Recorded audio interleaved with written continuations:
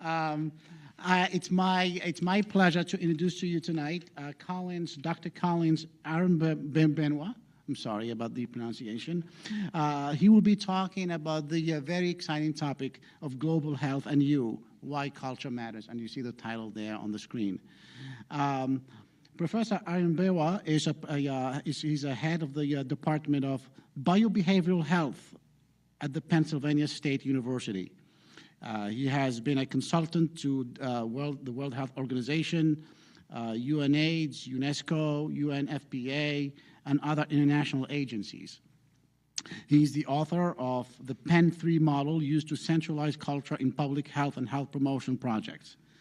He has published numerous articles, book chapters, and other books. His books include Health and Culture Beyond the Western Paradigm. I think it's available tonight, if I'm not mistaken. Okay. One of his books will be available for purchase if you are interested. And then the next book is UNAIDS Communication Framework for HIV/AIDS, A New Direction, and his 2007 book titled Healing Our Differences, The Crisis of Global Health and the Politics of Identity. He was the principal investigator on a 5-year NIMH grant on capacity building for research on HIV/AIDS stigma in South Africa. He is also the principal investigator on a 5-year Fogarty NIH Global Health and Geo-Resource Grant to address public health training and capacity building in Nigeria. And I should say that his presence, here at the Center for Global Humanities is a testimony that the Center for Global Humanities is an attempt by us to address the critical issues related to health. And we are delighted to have him, and please help me in welcoming him.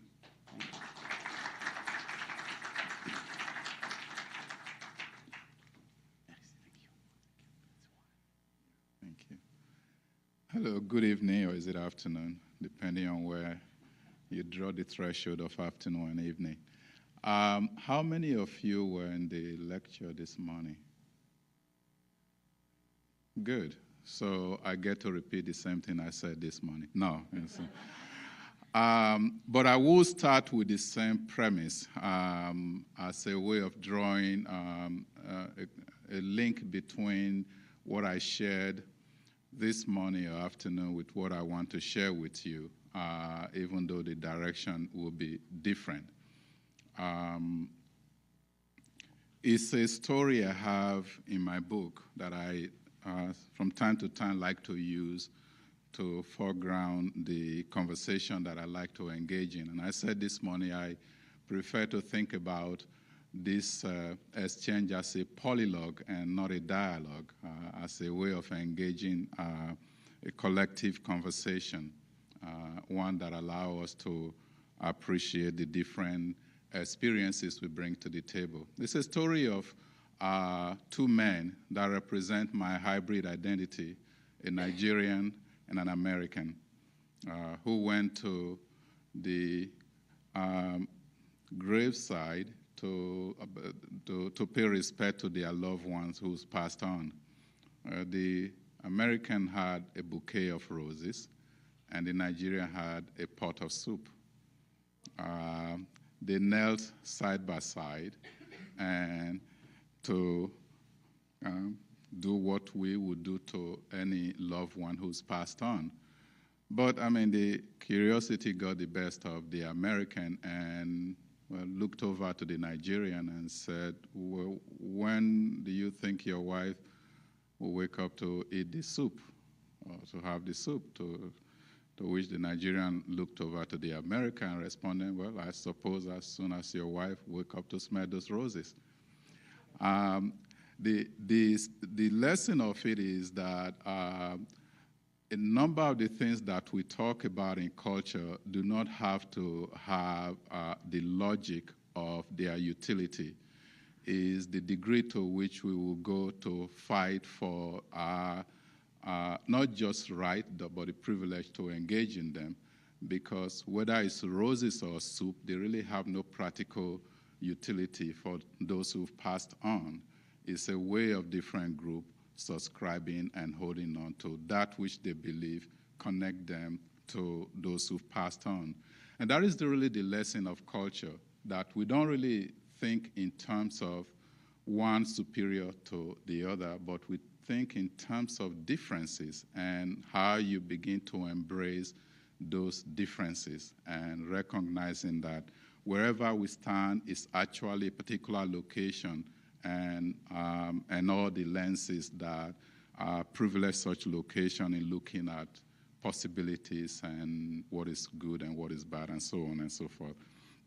The other thing I always like to say at the beginning of a talk is that if anyone were looking for a solution, I'm sort of the wrong person to look up to for it, because my work is about questioning the question and not providing solution or how you address a particular issue. But it's the process of questioning the question that we begin to unpack all the ways of knowing that are considered normal or privileged depending on the location from which we look at these issues.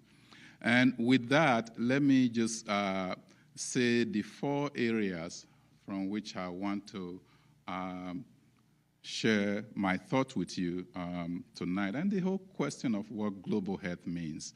And then the problems with global impact, global health in a new world order, and the whole issue of identity and culture as discursive landscapes. What do we mean by global health? Well, there are different definitions, and I'll get into some of the ways we got to where we are in the area of global health in a few minutes. But first, I think it's very important to look at the way some thinkers, previous, current, and coming up, have given us different sort of lessons to allow us to resist the temptation to be so tunnel vision and linear in our thinking and engage in something that is more robust and deals with the idea of complexity. And the notion of double consciousness that Du Bois had advanced as a sort of a way of, at the time, considered a prophecy of how he saw America, and that failure to deal with this binarism of the center and the margin, or those who have and those who do not have, and in this case, blacks living in a white and black world, that failure to deal with not just race, but racism is going to be, in a sense, our downfall if we don't tackle it. And of course, other scholars have taken that to even a different level. That we have Darlene Clark Hines, a historian, who said if Du Bois ever think of his two-ness, he will wonder how African-American women feel about their five-ness, where you begin to look at the intersection of race and gender and what comes with the different agency that a black woman has to assume, whether it's privileged or disadvantaged, from poverty to what she faces and so on and so forth.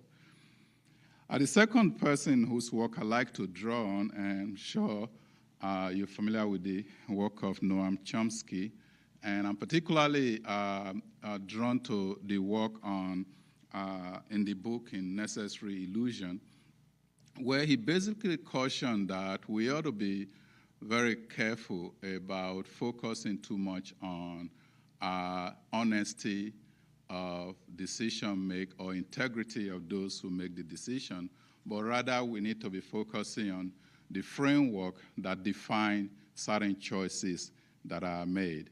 And we know that we engage in all sorts of study where we'd really like to know how honest people are and how sincere they are. But again, because we are looking for answers, we tend to forget about the question of how those issues are framed, which led to the whole notion of manufactured consent, which I will share a few illustrations to really talk about how we sometimes collectively buy into idea and normalize it, even though it doesn't really represent what the reality is. Base reality meaning how the populace may feel about an issue.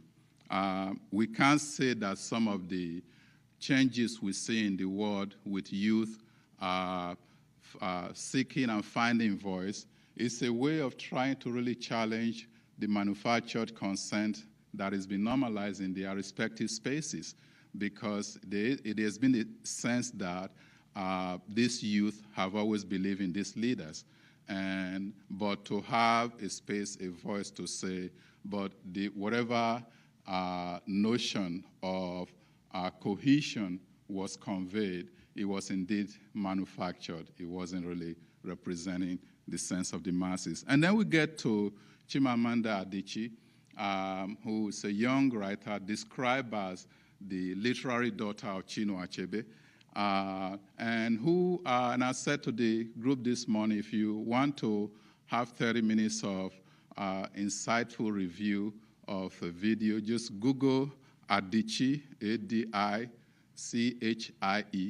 and put in The Danger of a Single Story. And I think you'll be in for a treat, where this young writer talks about the notion of framing identity as this very single, simple image, and that influenced the way we think about a population once we narrow down this group to this very simple image of who we think they are and what we think they represent.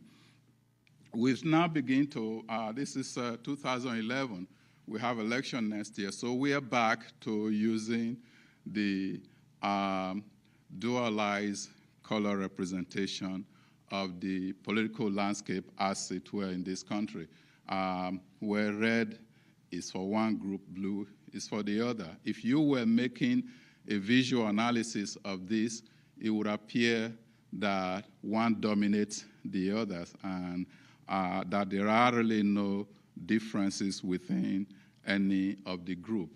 But cartographers have been very good to us in allowing us to understand the importance of proportional representation of people to geographic space.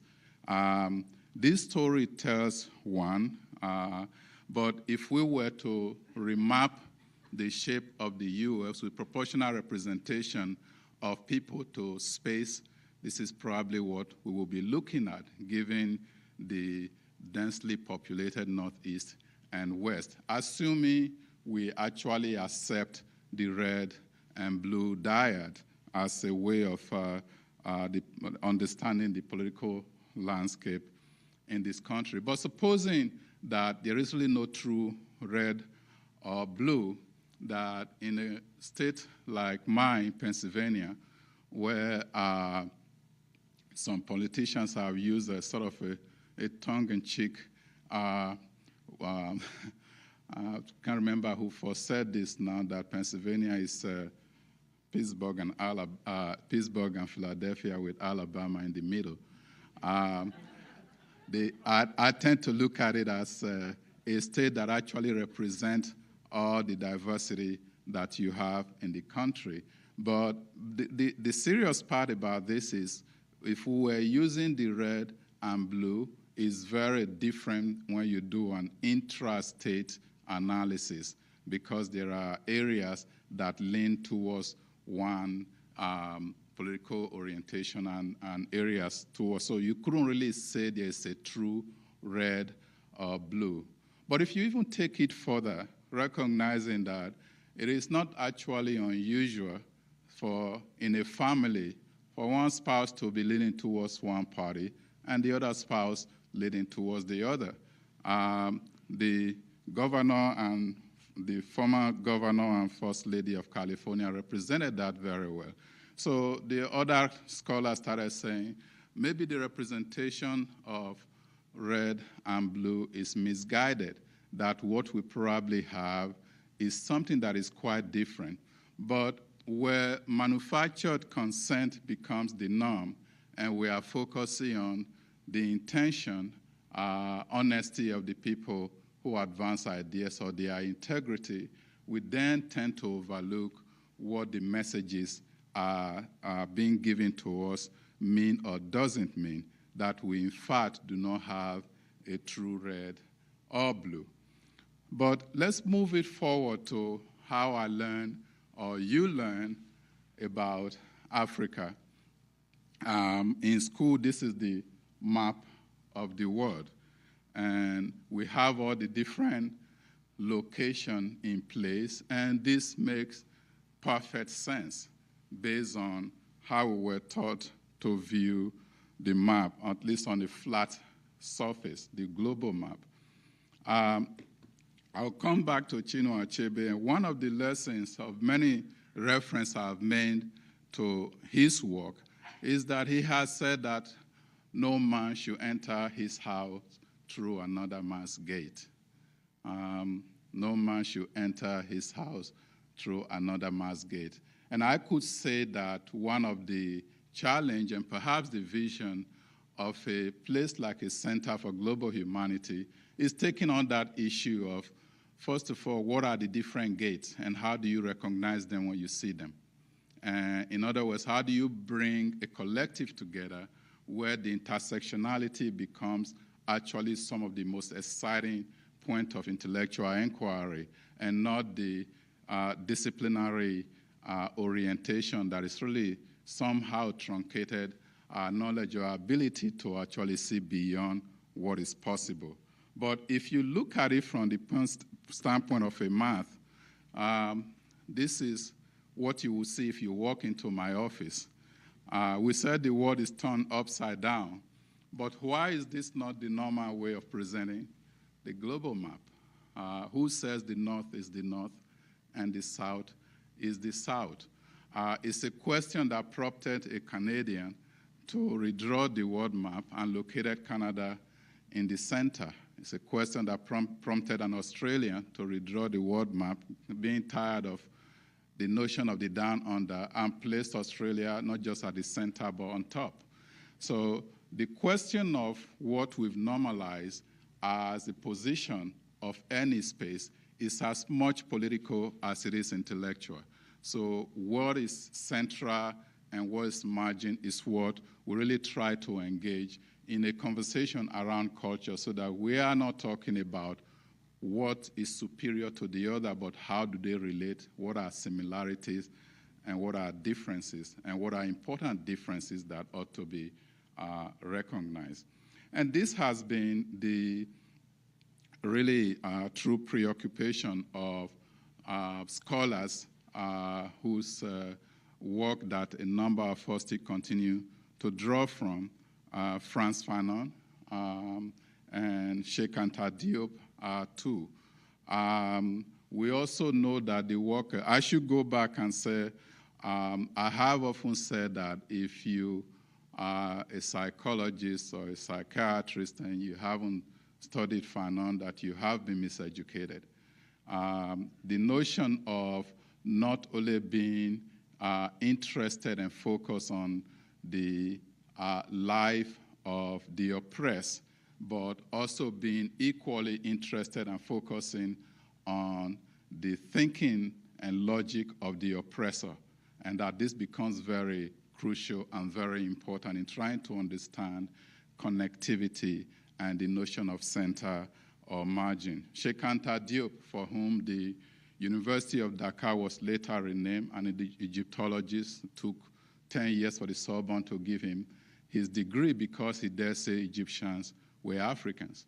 Then the notion that he's raised that once you start raising question or questioning the question, then the analysis of your work quickly turn to your own mental health, whether or not you are crazy or you're actually normal, rather than taking on the test and or the thesis that you are advancing in your work. And his work continued to inspire many to question the question. Toni Morrison, that in number of not just the Nobel work, but one of the most powerful work I've seen of Toni Morrison is a very thin book called Playing in the Dark, where basically he took up some of the issues that Fanon's raised and questioning iconic writers and giants like the Hemingway, and whether or not they chose to use certain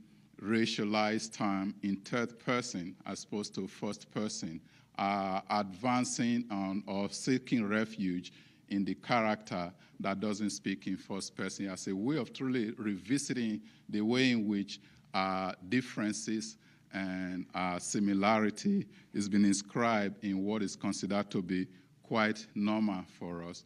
The clear conscience of Nigeria, Wole Soyinka, who's really raised a lot of questions as to the notion of citizenship. What does it mean? He even raised the question, is it just about having passport? What does global citizenship mean? And what does it mean when something is happening in Wisconsin? Do we feel connected to it? Or is it when it's happening in Egypt that what is our emotional response when we look at what is happening in Wisconsin as opposed to what happened in Tunisia? Do we see a sense of connectedness to one group more than the other? So the question of how global are you in our professed location as global citizen? So there's a lot that Soyinka has also taught us. Ngugi wa Thiong'o, whose work, and again, beyond the literary work, in decolonizing the mind, started talking about the notion of cultural bomb, how we advance this way of thinking that actually literally obliterate what is there culturally. And I could go into a series of lectures to look at, if you take even the area of spirituality, which I'll speak to towards the end of my talk, what we privilege and what we consider to be either on the margin or clearly an aberration. And of course, Wangari Maathai, in terms of the Nobel laureate from Kenya, in terms of how struggle and challenge in the greening of the environment and what that is done into a new call for agency that must be reclaimed at different level by different people across the world. The role of global health with all this has always been central and important. But as a colleague added, because the title on that line said that health is now the most important foreign policy issue of our time. And Thomas Quinn at Hopkins added global, that we should actually think of global health as the most important foreign policy issue of our time. And the reason is quite clear, that when we begin to look at how society progress or achieve certain level of whether it's equity or responding to humanity, we look at it based on health outcome and health measure. And there are a number of ways that is come to us. But there are other magazine important work that begin to showcase why global health is so critical for what we do, and that we need to begin to think about what it means to address a disease or a condition that affects us collectively.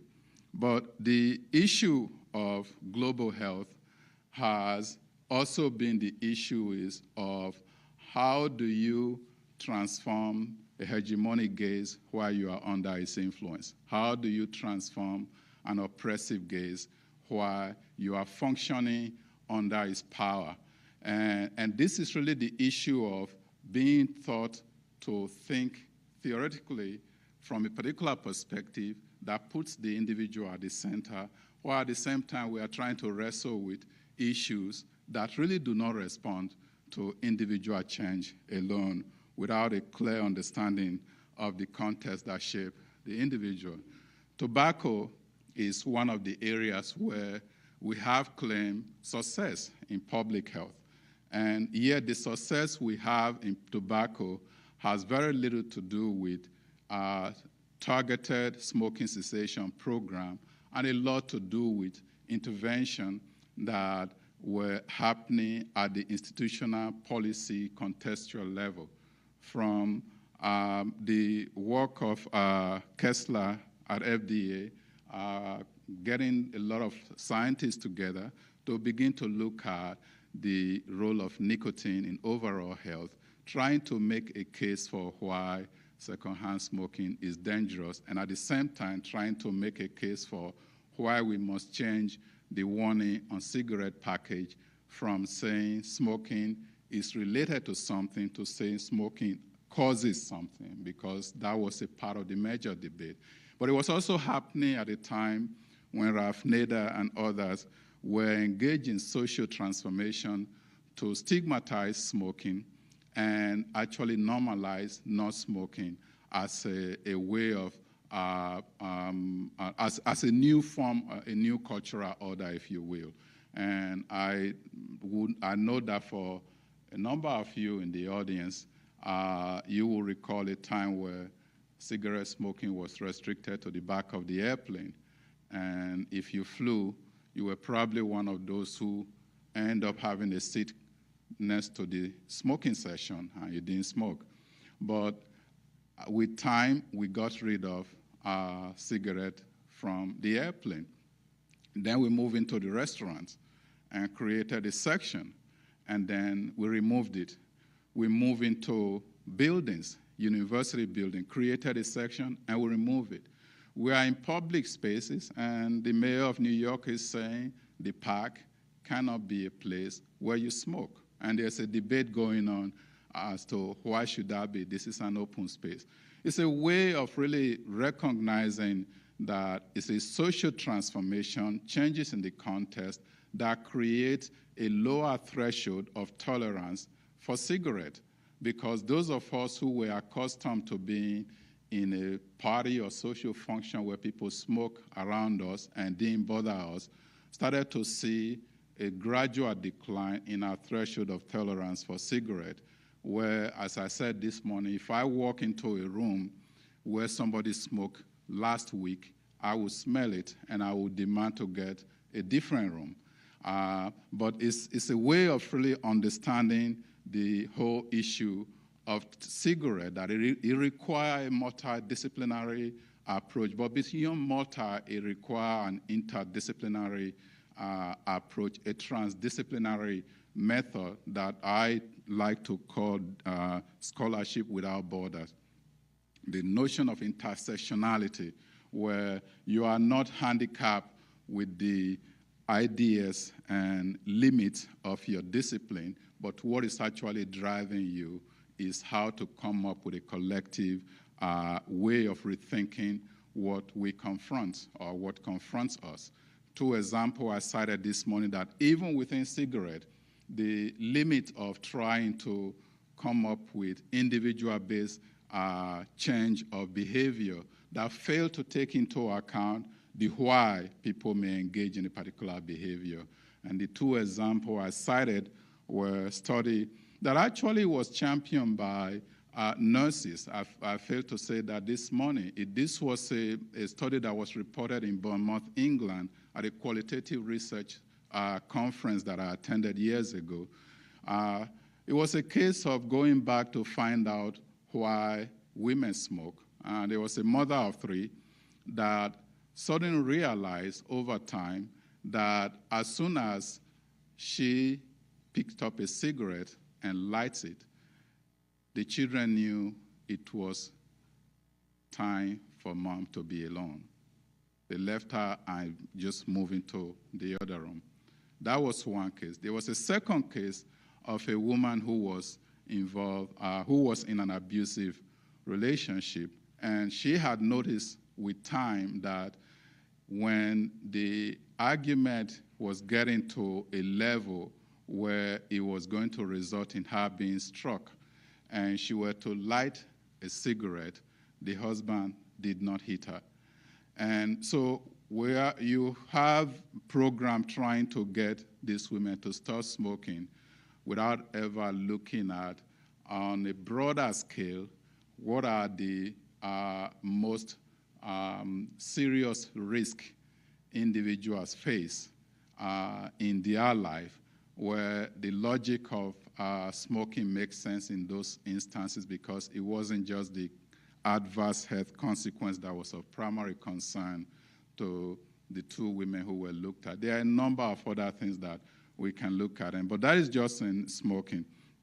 But of course, this is the new frontier, right? We are now faced with a time obesity, and there is a question and an assumption, I should say, that whatever we did for smoking somehow is going to work for obesity reduction. And because we are still working with the same framework that informed how we develop intervention that focused on individual. Now you have one substance that you don't need, and we're able to get rid of it. And you can, as in fact, a part of the intervention for smoking was to stigmatize it. Then you have a different reality where we all eat. We need to eat to survive. Is what constitutes what is in the food, how you eat it, where you eat it, what actually makes up the food that you have to take into account in this case. So what works for smoking is not going to work for obesity reduction. But clearly, whatever is going to work is going to require an intervention at the contextual policy making level. I came to the U.S. from Nigeria in 1977. The size of large fries then is smaller than the size of small fries today. We know that portion size has gone up. That is nothing really new. But what is interesting is that when we talk about portion size, we tend to focus on fast food restaurant. For us to be able to normalize a certain food size, family restaurant has to be on board, and they have been on board for years. They've gotten us accustomed to not finishing what we are served. In fact, it becomes even a point of advertising. I can give you more than you can ever eat, and that you take food home. And then we see this as one of the measures of what makes really a good restaurant. But beyond that, we fail to recognize that you need a bigger plate to serve these dishes. So the plate dish manufacturers have fallen in line as well. The platters are bigger. With the platter bigger, well, you just need a bigger cup to go with it. Or why not? The utensils needs to be longer, and the spoon needs to be larger. So for you to actually try to eat in the way we would recommend you eat, you have to get rid of all the platters in your home, make the dessert plate and salad plate the main dish, and then sort of condition everyone to start looking at what constitutes a normal portion size for your body to function. In the absence of these structural changes, you are not going to be able to just tell people, eat less. If the body demanding, someone respond. The large ice cream scoop in France is smaller than the small ice cream scoop in the US. That you have the French smaller in frame has nothing to do with any intellectual endowment that they are given. They have an environment designed to increase energy expenditure and decrease what you take, whether it's in terms of the quality of the food available, the notion that you become accustomed to paying for that, to know that it costs money to eat well, so your budget is going to account for that, and to knowing that you're going to walk almost everywhere.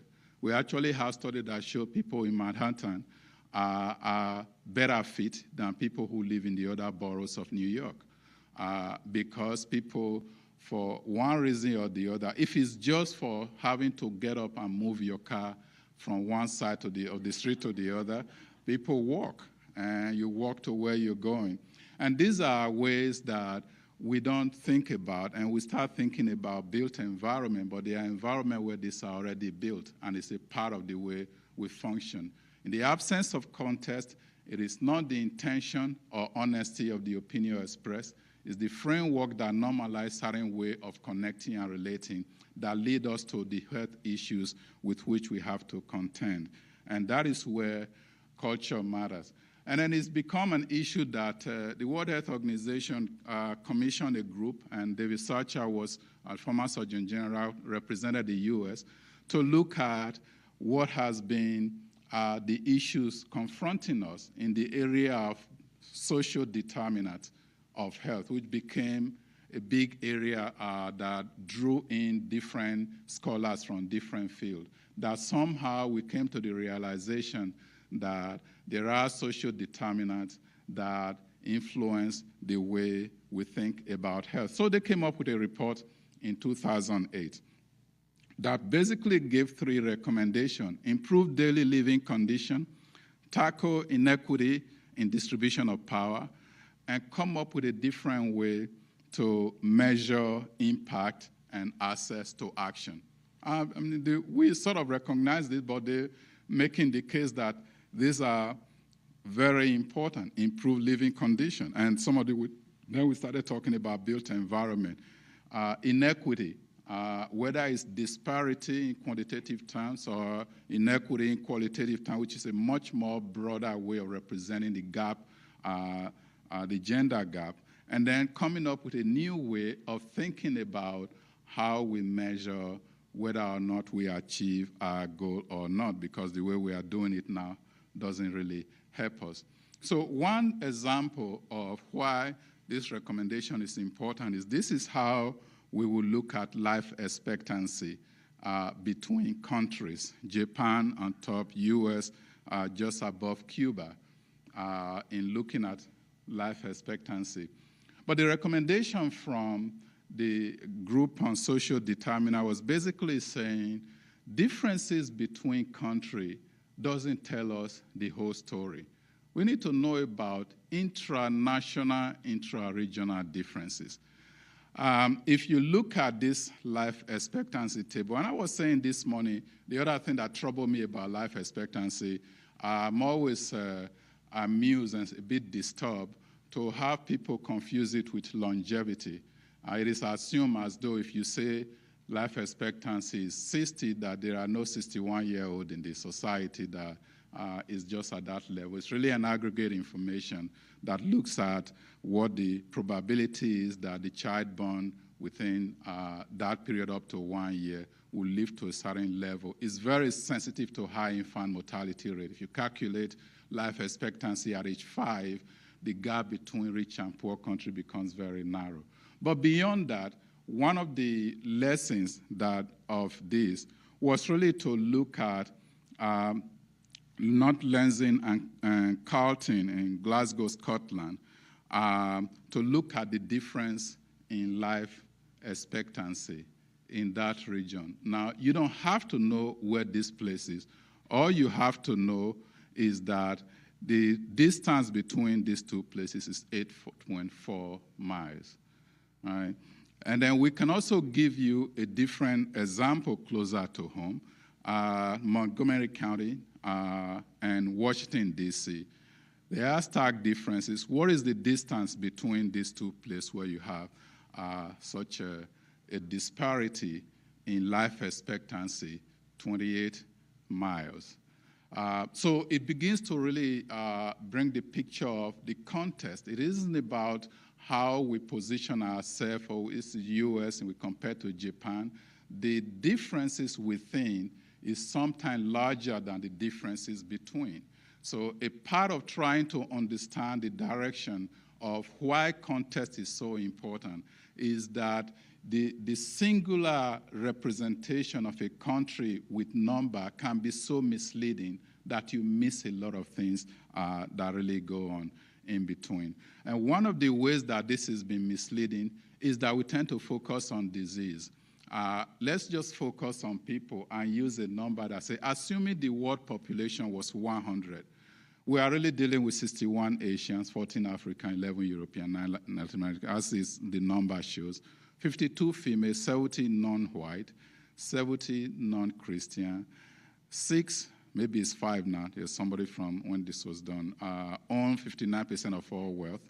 80 live in substandard houses, 70 unable to read and write, 50 suffer from malnutrition, 1 has a college education. As you look at huge global number, just break it down to 100, and let's even focus on spirituality and religion. So what are we really looking at, and on what are the theories and models anchored? The story of a program in South Africa when I was there, there is an exam that all high school students take.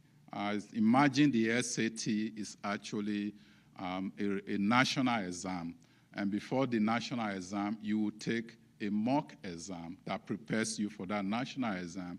And after taking the mock exam, there will be a television program where an English teacher will be there. Now today's program is on English.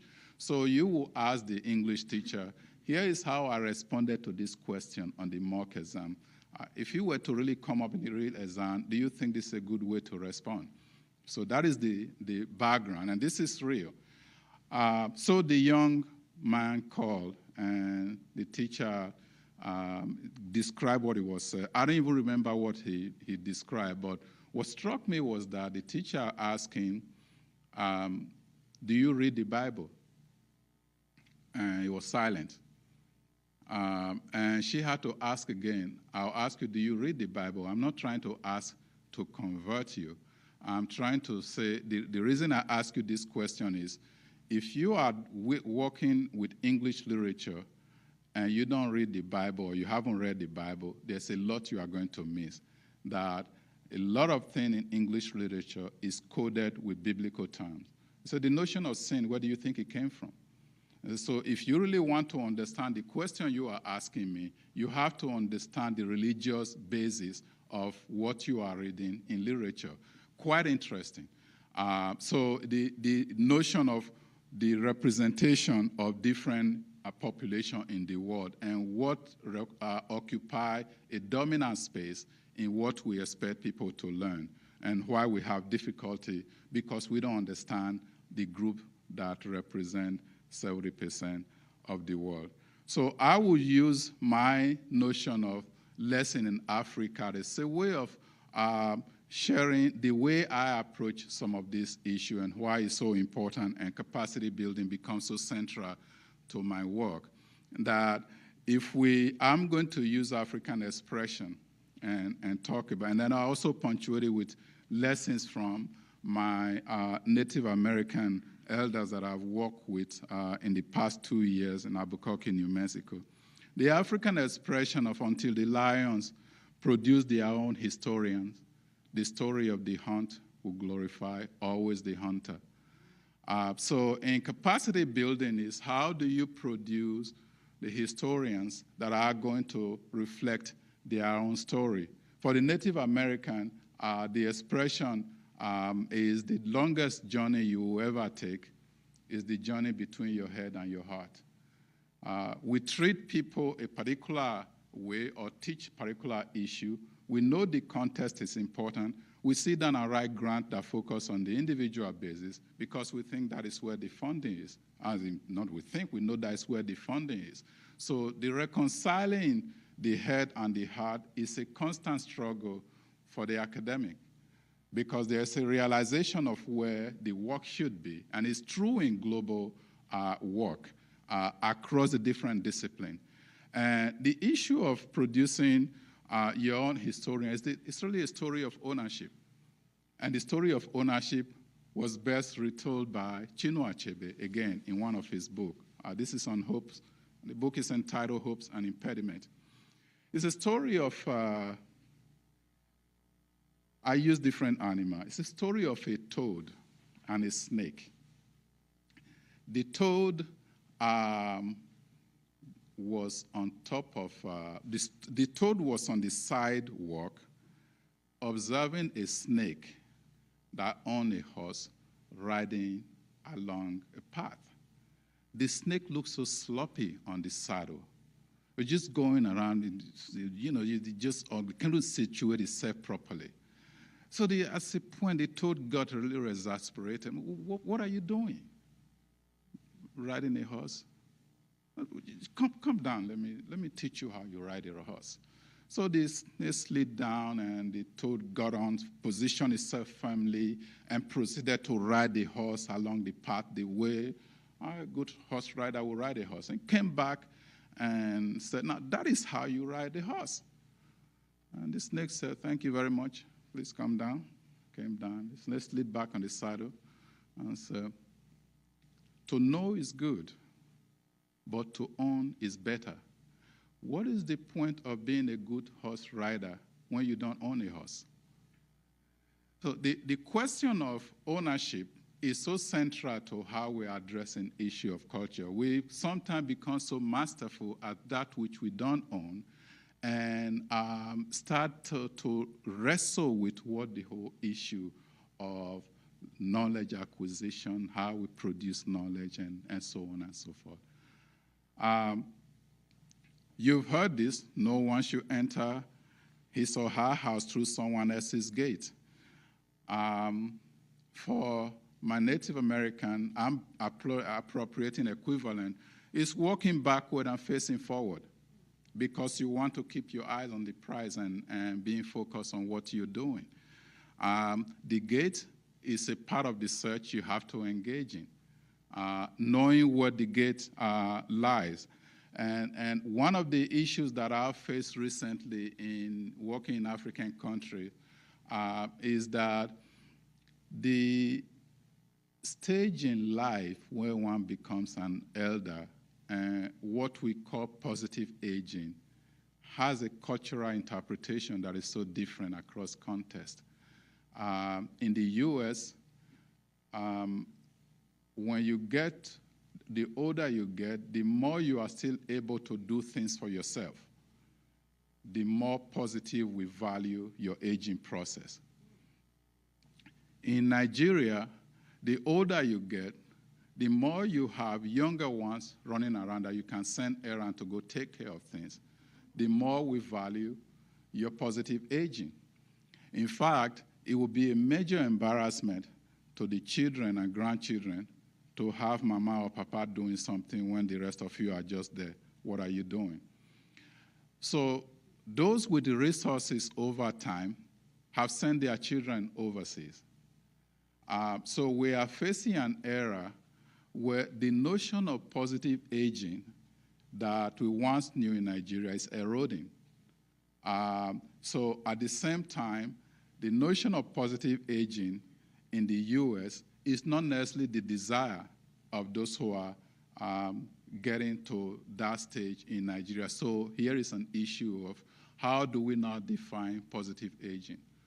No one should enter their home through someone else's gate. So I'm challenging my colleagues. So you have a different situation that may not exist other places, that may exist differently. You have to come up with a different way of trying to understand this, particularly for those who are affected. The last part is what has become sort of a mantra of mine, that the question I ask, do you know who you are without what you do? Do you know who you are without what you do?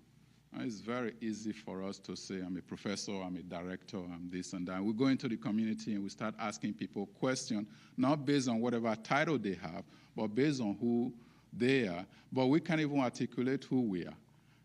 If you don't understand who you are, how do you really expect to connect with people at the level that you are trying to engage them? And some of the major flaw in the work that we do in an engaging community, in my judgment, is that we don't know who we are without what we do. And for the Native American, that is the journey where you start walking towards yourself.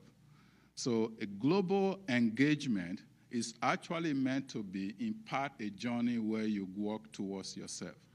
And for students who go outside and are seeking to reproduce who they are in that space, they're actually missing the point. The point is that encounter, you are supposed to make mistakes. You are supposed to not be afraid of me. It's what you are learning from that process. To the extent that we think we can provide every conceivable protective information and gear for our students going outside, we are doing them a disservice. they are supposed to fail in certain aspects and learn from it. And that really is the experience of global engagement. And globalization, for me, by the way, doesn't mean crossing the geographic boundary of the US to another country. It's trying to understand how different identity, different cultural contexts contribute to the collective pool of knowledge in globalization. You're familiar with Millennium Development Goal as one of the different ways, and I highlighted the HIV, AIDS, malaria, and other diseases as one that we tend to focus on, but there are so many other areas that we like to look at. But I always raise this question, what is global health? And I wanted to come back to it. I've asked my students to tell me what it is, and they come up with this definition: the helping, the need, resources, and so on and so forth. So let me go back to why I asked the question, because there is a trend that started with tropical medicine through international health to where we are in global health. Tropical medicine was basically you train clinicians to take care of problems that do not occur in your own geographic location. And it was a helping model. It was fine, but it was a helping model. We moved beyond that. Some schools still have that. Tulane still have it in their title, and London School of Hygiene and Tropical Medicine still has that. There's nothing wrong with it, but it does address certain things and has a serious limitation. Because as Amadou Hampateba, the Malian historian, once said, the hand that gives is always on top. So in the model of giving, the question is, what is the level of the hand that receives? So tropical medicine is the hand that gives. In international health, we started to move into, well, let's include non-clinicians still in the mix. We are still going to do something of exchanging, but it's still a part of giving. And we are still in that, not really quite sure. It's international. So the relationship between government is at the governmental level. USAID and CIDA and a number of the European nations having their international, what they call foreign arms, that engage in bilateral agreement. So that still went on. Globalization actually started when, in the way we know it, even though it's been there, written about, talked about, the reality of it actually started when Bill Gates entered the picture and the foundation, moving funding from 87 for HIV is less than $1 million to over 10 billion in 2007 of giving. That the picture changed because the terms of engagement and rules of engagement were altered. It was no longer a question of government to government. It can be private citizen money to other private citizen. Even though there were other foundations like the Rockefeller and Ford, but they've always typically followed the line of the government in terms of exchange. But what became very clear was that relationship has to stop being simply binational. It has to be complex, multiple, and that complexity is good. And that it has to really engage people who are on the ground. And therefore, the new motto for me for global engagement or global health is not helping, but sharing. Going somewhere knowing that you have a lot to learn from that population as much as you think you are going to share with them. So for my student in our global health minor, the first message is, if you think you are going to teach anybody anything or save anybody, this is not the program for you. You are going there to work towards yourself because your encounter is meant to as much challenge you, learning from the space you are going to occupy, as much as you are trying to share some of the things that you've learned. And that, to me, is the way I see global health, that we are moving from the issue of need and help to the question of learning and sharing. And it has to be bi-directional, that we're really not looking at just extending your hand, but being able to embrace, think of other ways of engaging in a communal co-learning situation. Last year, November, I was asked by UNFPA, United Nations Population Fund, the African Regional Office, to evaluate a program in Malawi. And this was a village of Pitala, and we were looking at maternal mortality reduction, what has been going on there. We work with local people, local consultant in Lilongwe, to begin to talk to those that UNFPA have partnered with to understand how they were dealing with maternal mortality reduction. What is quite interesting for me is because in every community, I like to understand how those who are on the ground co-create knowledge, a different way of trying to address some issues with which they are confronted.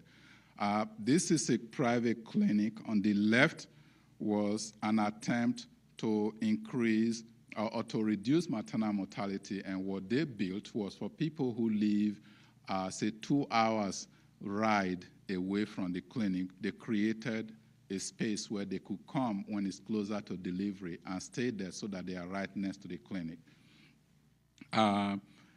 They listed the number of births per year.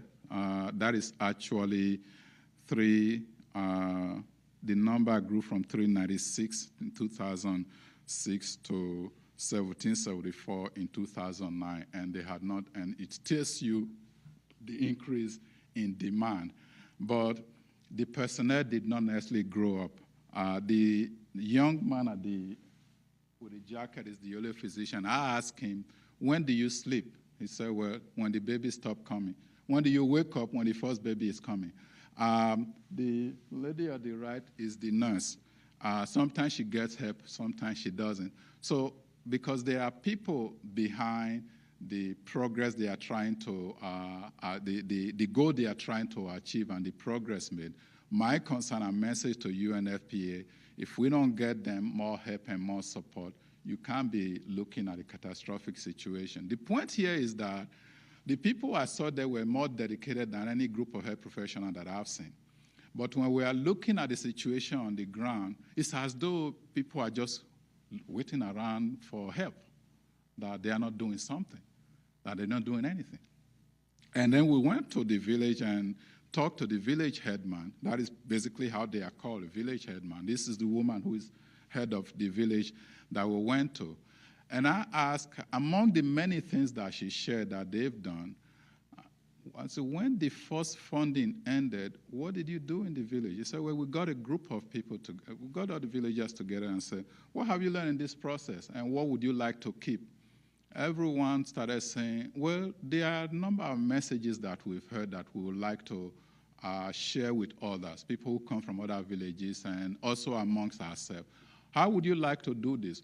We would like to figure out a way to write down the most important message that we've learned so that others can see about it. And if anybody wants to ask us questions, they can knock on the door and ask us questions. Well, and she said, well, why don't you just write it on the wall of your building? So each person pick whatever they actually like, whether it's a message of get care, that is prenatal care is important, any general message, they write it in Chichewa, which is the national language. And if you are walking by and you really want to know more about this information, you knock on the door and ask the owner to tell you more about it. The idea did not come from us. I have not seen it anywhere. I've done evaluations several places. So the notion that we have the information to share, because we're always giving brochure, we're always ready with information to go distribute, where pamphlet and brochure distributed in this community, I don't think that conversation would have come up. But given the opportunity to engage the community and say, what do? We don't need money for this. We're going to do it ourselves. And that is what they did. And then what started happening was others from other villages were coming to learn from them in terms of how to draw on your own resources within the community. Global health is not about across the border. I'm also working with Native American and different groups in the U.S.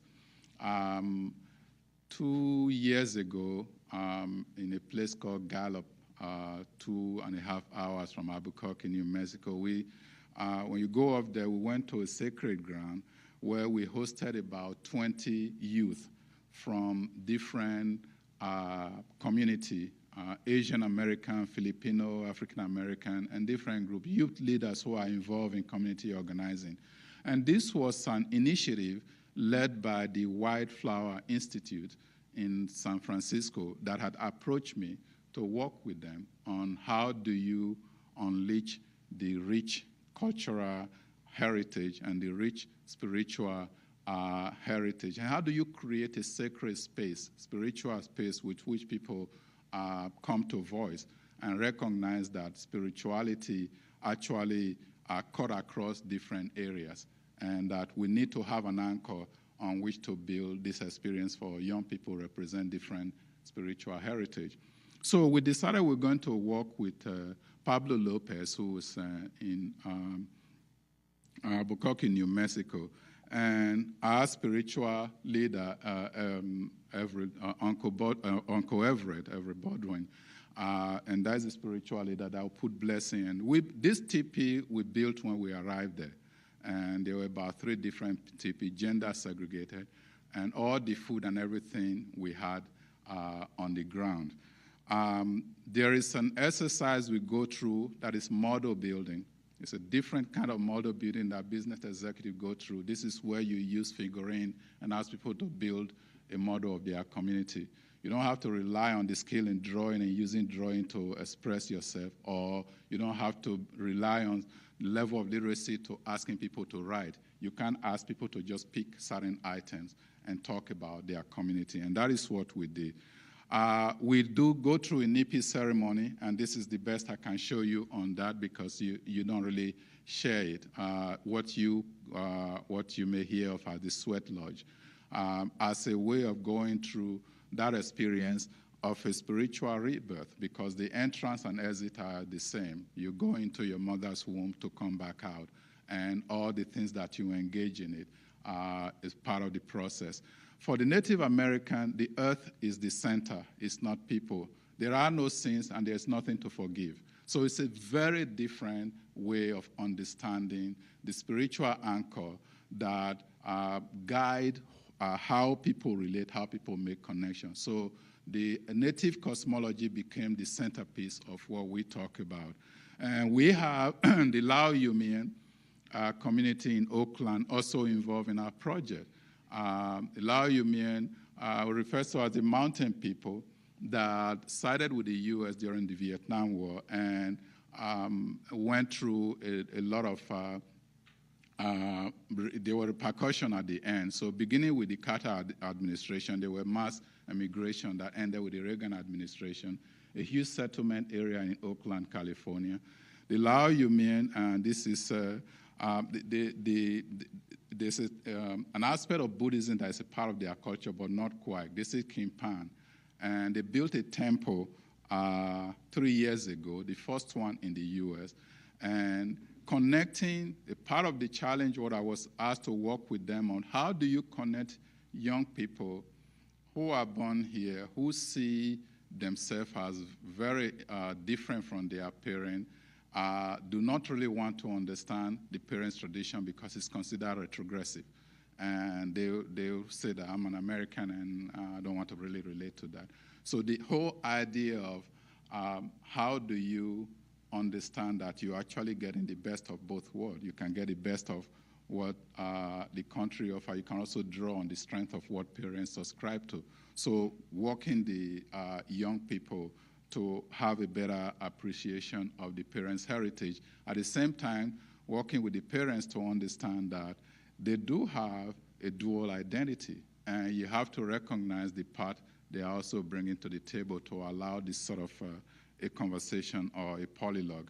But one of the things they did at the temple, because for the youth, one of the most important source of influence for them were their grandparents, When a grandparent died, they have a representation in the temple. So if you want to communicate with your grandparents, you go to the temple. And that is part of how they drew some of the young people back in. So this is really a way of making the case that in global engagement, which I'm glad you have a Center for Global Humanity here, that it's really a way of trying to understand and have a deeper appreciation for the things that connect us and the things that also make us different, those unique features which are equally important, and that there is no superior or one culture being superior to the other. There is no one spirituality that is superior to the other. We have to be able to engage differences. And if we cannot do it in an institution of higher learning, where is it going to take place? If we can get people to at least have that conversation of say, I don't have to believe it, but I can sit down and have a conversation and talk about it. If we are not preparing our students to understand that, then we are actually miseducating them. We are denying them the opportunity to engage in the scholarship of global citizenship. And this has been the preoccupation of the works that has come out, Du Bois' work, The Soul of Black Folks, Wole Soyinka, The Open Soul of a Continent, the invention of women. I talked about Yoronke Oye women that question the negative representation of African women, that she wants to move it from victim to agency, from sisterhood to motherhood as an important agency.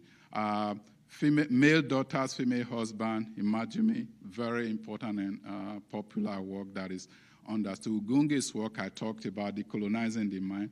Chinua Achebe, The Education of a British Protected Child, is his latest work.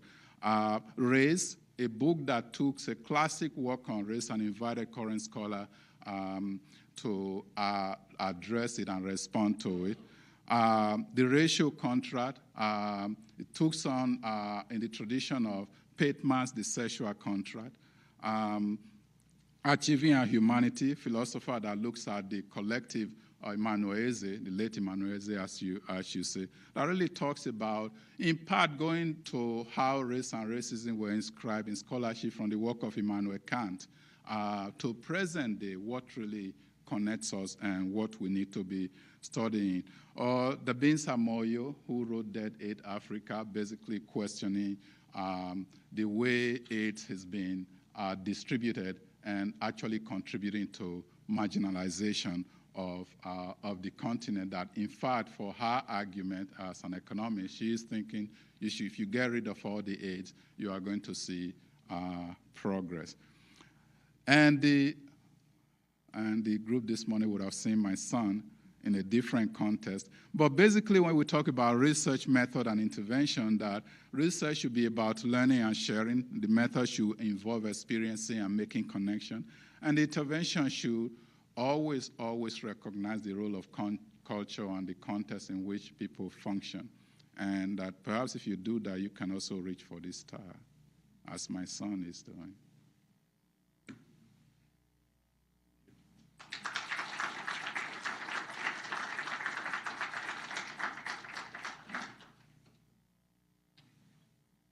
We have microphones for questions here.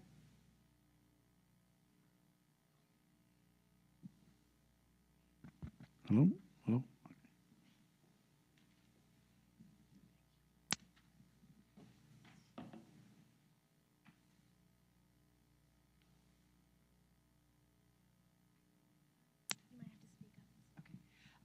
Thank you so much. It was really wonderful to hear you speak about this topic.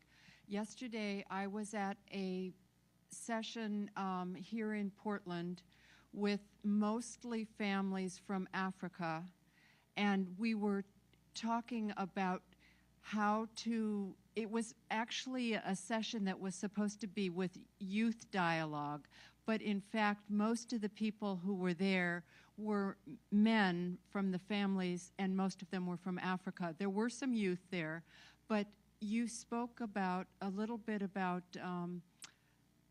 the issue of people coming to another country and then children who are living, for example, here in Portland, who have whose parents have come from Africa, and they may have come from Africa. Some of them have been born here. And I would wonder if you have any resources to help with that issue, because it was something that I think is so important for all of us to think about how to help with these issues, and anything you can help with, I would greatly appreciate. Thank you for that. The parents need as much support as children do. It's just that parents don't think they need any support.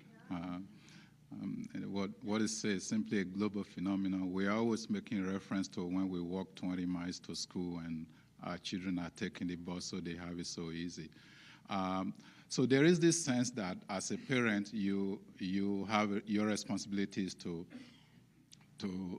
lead the way, teach the child, and do everything that the child need. And that doing is based on sometimes a notion that is maybe fossilized in time, and that doesn't really have, especially when you are now dealing with cross-cultural experience. The recognition that you cannot ignore the exposure the child has, and you then have to think about how do you get the child connected to still understand your own upbringing, but that not being the only experience that they are going to have, that there is a different experience or life they are exposed to. And I talk to different groups, and that is what I try to share with them. And I was saying to Jen earlier today, was that a group of people in Amsterdam, actually it was 3 cities in Holland, they were using my model to actually work with the same population, immigrant population, and some of the issues they were facing are the same. How do you connect with the children, and how do they better understand how the system functions and what is there? The question of raising question. I talk about questioning the question. In different contexts, we like children not to ask too many questions when we should encourage it. But the thing is that when children start asking questions, you better be prepared or have other resources to make sure you're providing them the correct answer and not avoiding the issue. But it is quite doable. It's being done. But depending on what context I'm in, I raise issue to get us thinking about even the notion of spirituality. I was in the University of Ibadan when they showed me that they had a church there was a church for a long time on university premises, and they showed me with pride that they have now a mosque. And I raised the question again that Wole Soyinka is considered the conscience of the nation, and everyone celebrates his accomplishment. I said, what is really interesting is that he has said that Ogun is his companion deity. If he comes to this university, do you have a space for him to have a spiritual experience?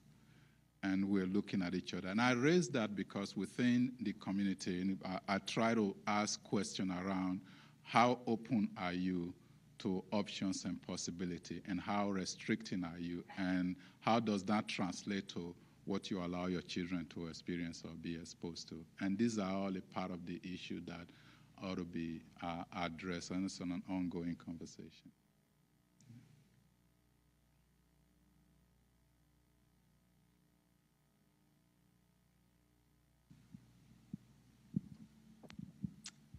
I have a comment.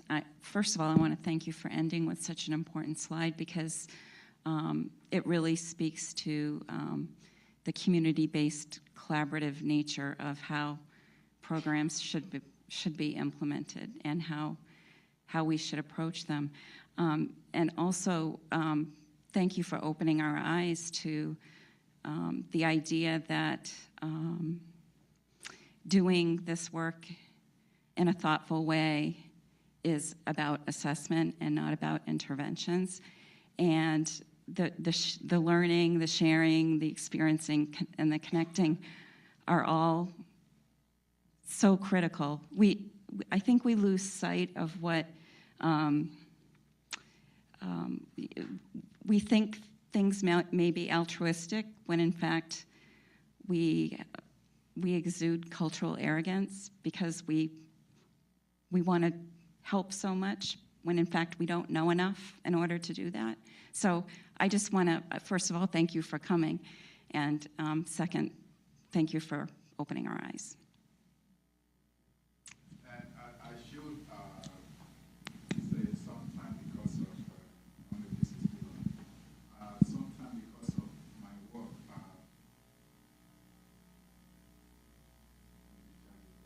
I actually want to thank you, Jennifer, for initiating the conversation about me coming and the opportunity to be here. And I want to also thank Dr. McGee for the work you are doing with the Center for Global Humanity. I think it's actually where the future lies. And there's a whole talk I could have on the question of intersectionality and that point where discipline as much as it offers opportunity to have a language in which to address issues. Thank you. It can be limiting to have a space where others are able to really come together and collectively engage in the production of knowledge and what that means. It's really central to how I think institutions should be looking at a sense of community or intellectual community in university. This is a wonderful talk today at noon and also this evening. I was reminded, something you said earlier reminded me of something that a friend of my father said. Her name was Nell Morton, and she's a feminist theologian. She said the longest journey on earth is the journey into the presence of the person nearest to you. And yeah, I believe she actually said the furthest, but the furthest journey on earth is the journey into the presence of the person nearest to you. And I was reminded, I think, when you talked about, the mind-to-heart journey. What struck me, I guess my question is, do you have any kind of particular tips that you have in terms of helping people to start the journey of this process of getting ready to be open to another culture? Because it seems like there's so many layers to that process, and I just wonder, have you discovered things that help to move it along? For me, that occurs at different level. I have a journal club with my student, and I was telling Jen about this, where we take turn. I pick the first article, and I've come to actually believe that mine is the least imaginative of articles that we end up reading, because they come up with some really brilliant article that is quite engaging. And for me, is the process of trying to get different groups to start with what we know, get some materials together, and have people really talking through some of the issue and having discussion around which we begin to think through what does it mean. And I'm serious about knowing who you are without what you do. What does it mean to really understand connecting with somebody else when you are not really constantly trying to refer to professional title or professional identity? There was a travel lodge that was done 2 years ago that actually brought this issue to a head. Professor Skip Gates at Harvard had gone through different African countries trying to document the roots of slave trade, and part of his project was really to see how you can also hold some African chiefs responsible for what their role was in being complicit in the slave trade. But he went to Ethiopia and the Orthodox Church and was talking to the Holy Patriarch. And first of all, he appeared on a T-shirt. I have a T-shirt. And you can see when patriarch looked at him, because over 60% of Ethiopia belong to the Orthodox Church, looked at him, and I can never forget, he apologized. I say, I'm sorry, I was just coming from someplace. I just wanted to talk to you. And he looked at him and said, you are as you wish to be. And to me, it was a profound statement that I think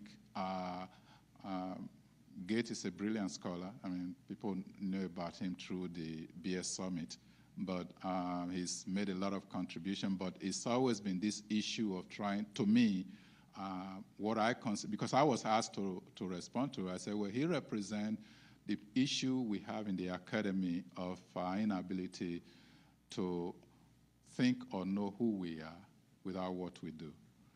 Because at the level of connecting with someone at that level, there's a different way that he would have approached it. But as someone who is coming from an institution highly respected, he wasn't making that separation. Or someone who grew up in West Virginia, and some of the things that he's written about, there are different ways that I could have made that connection. So and I think I really strongly believe that if we understand and accept the reality that we are always learning, and one of my students just finished her doctorate, and I was asked to make a comment about her success, and I talked about her ability to separate what she does from who she is, and which means when her article is critiqued, to be able to turn it around and know that they are not critiquing her. They are critiquing I said, a lot of people know that in the academy, but to actualize it is not always easy. But for a graduate student to already recognize that, it means that she knows, if you critique my work, it is the work. It's nothing personal. I mean, some will argue, well, there's some cases that are personal, that's fine, but it's nothing personal. So in our conversation, when I meet with students and in a group, and these are some of the groundwork I try to lay, that you have to allow yourself to be vulnerable in some cases. You have to understand that you don't have all the answer. As one of my colleagues said, you don't have any answer. And that you are really trying to understand at what point you corner, which means making a mistake is not a problem. It's really learning from them and working from there. Yeah.